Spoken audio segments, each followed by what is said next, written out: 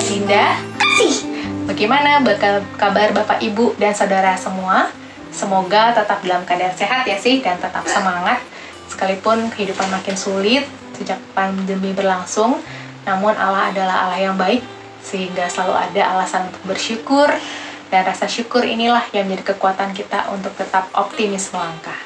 Pada kesempatan hari ini, kami akan bercerita bagaimana kehidupan kami selama pandemi, khususnya dalam mendampingi kasih yang sudah mulai sekolah. Ya, kami banyak mengalami perubahan sejak pandemi ini, karena sejak PSBB pertama, keputusan dari kantor adalah semua stafnya bekerja dari rumah, sehingga saya punya banyak waktu di rumah. Kalau dulu ketemu keluarga hanya sebelum kerja dan setelah pulang, tapi sekarang dari terbenamnya matahari, dari terbitnya matahari sampai terbenamnya, saya ada di rumah gitu. Kasih senang nggak? Senang ya. Iya. Nah, apakah hal ini yang menyenangkan bagi saya? Saya bisa bilang kadang iya, ketika semua peran bisa saya kerjakan dengan baik. Namun kadang terasa tidak menyenangkan ketika ada peran-peran yang tidak bisa saya kerjakan. Karena sejak pandemi, ritme kerja berubah, peran di rumah pun bertambah gitu ya. Ada kalanya saya bisa membagi semua peran dengan baik, namun tidak jarang juga saya gagal. Tapi tidak apa-apa, karena it's okay to be not okay. Dan dari semua itu saya bisa belajar banyak hal, terutama belajar untuk mensyukuri hal-hal kecil yang dulu sering terlupa, belajar beradaptasi dengan dengan keadaan, belajar menjadi seorang guru karena sekarang harus mendampingi kasih untuk sekolah online, dan masih banyak hal lain lagi yang bisa saya pelajari. Nah, pertengahan tahun 2020 yang lalu, kami mendaftarkan kasih untuk masuk ke sekolah. Masuk apa? TK? TKA. Masuk ke TKA gitu. Mengingat usianya sudah cukup, rasanya tidak ada alasan untuk kami menunda sekolahnya karena pandemi.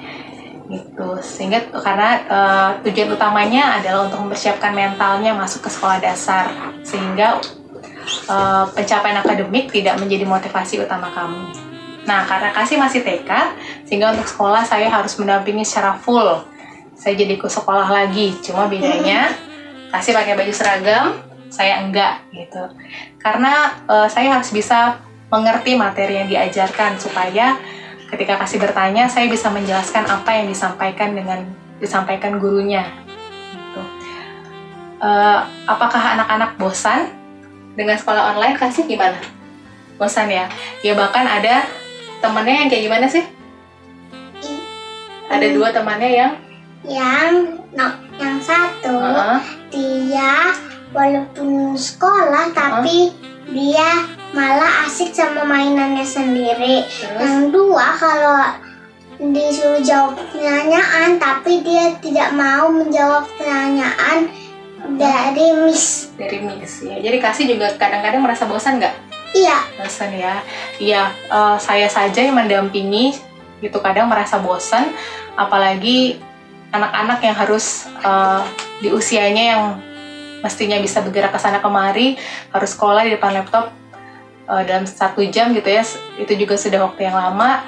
Tentunya ada kalanya mereka merasa bosan gitu, terutama untuk kasih yang tergolong anak kinestetik yang bergerak ke sana kemari gitu. Kadang-kadang sekolahnya dia sambil gambar-gambar, sambil nengok sana nengok sini, dan tidak jarang juga ketika gurunya menjelaskan sambil main. Ketika gurunya menjelaskan, dia ikut bercerita gitu. Saya sampai bingung harus mendengarkan yang mana gitu. Namun saya bersyukur kalau kasih masih bisa tetap semangat sekolah sampai saat ini gitu. Dan di semester pertama sekolahnya, motivasi saya ketika menyekolahkan kasih itu mulai tergerus. Saya tergoda untuk memacu kasih supaya mendapat nilai yang baik. Sehingga kadang saya agak memaksa dia untuk menjawab semua pertanyaan dan rajin mengerjakan tugas. Sampai suatu saat saya diingatkan oleh sebuah diskusi parenting di media sosial yang sangat menegur saya. Saya diingatkan bahwa sekolah di masa pandemi ini yang terpenting bukan nilai, tetapi bagaimana anak-anak bisa bahagia dalam belajarnya. Rumah harus menjadi rumah yang nyaman bagi seisi keluarga. Karena kondisi di luar sana sudah sangat menekan, biarlah anak-anak bahagia di dalam rumah. Nah, salah satu yang saya bisa syukuri, sekalipun kita tidak bisa kemana-mana, maksudnya masih terbatas kemana-mana, tapi teknologi membuat kita punya banyak cara untuk belajar. Ada banyak sekali diskusi webinar tentang parenting yang bisa kita pelajari secara online gitu. Dan sejak saat itu saya menyesal karena sudah salah atau sudah menyimpang motivasinya, dan saya kembali belajar lagi dengan sabar, mendampingi Kasih supaya Kasih bisa belajar dengan bahagia.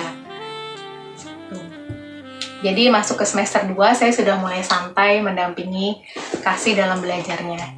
Ya sih, gimana supaya Kasih bahagia belajarnya masih gimana? Ibu harus sabar. Oh, ibunya harus sabar dalam mendampingi belajarnya ya. Iya, gitu. Nah, tapi itu juga bukan berarti saya tidak mengalami bosan ataupun jenuh dengan segala rutinitas ini ya. Tapi saya sangat bersyukur untuk firman Tuhan yang boleh saya nikmati setiap pagi sebelum saya beraktivitas.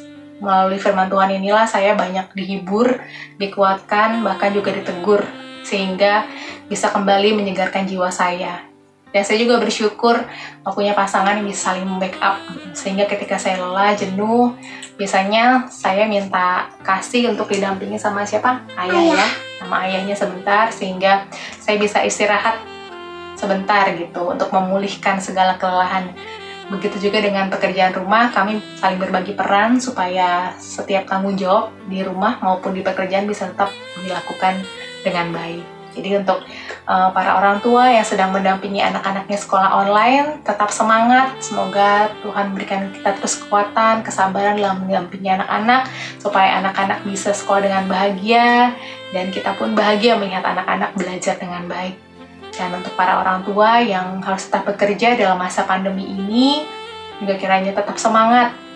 Anak-anak jadi lebih kuat dan mandiri karena bisa belajar sendiri ya. Dan kalau untuk teman-teman yang sekolah online gimana sih? Harus tetap semangat. Terus tetap semangat, terus apa? Kalaupun bosen tetap sekolah online. Karena sekolah itu penting.